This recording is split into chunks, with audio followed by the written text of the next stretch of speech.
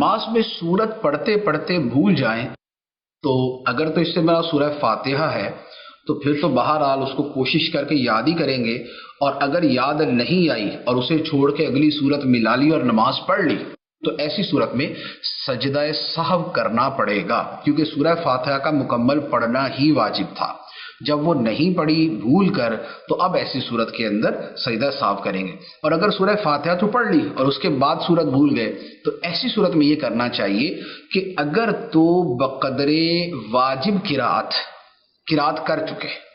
بقدر واجب قرات کر چکے تو اب ایسی صورت کے اندر تو رکوع میں چلے جائیں، اور اگر چند الفاظ پڑھے اور بھول گئے تو ایسی صورت میں موو ہو جائیں دوسری صورت کی طرف۔ مثال کے طور پہ سورہ اقرأ بسم ربک الذی خلق، اب اس کے 2 لفظ پڑھے اور بھول گئے اور آگے یاد نہیں آ رہا تو کوئی سے اگلی صورت پڑھ لے، قل ھو اللہ شریف پڑھ لے، تو یوں اگلی صورت کی طرف شفٹ ہو جائے اور وہ مکمل کر کے نماز پڑھ لے۔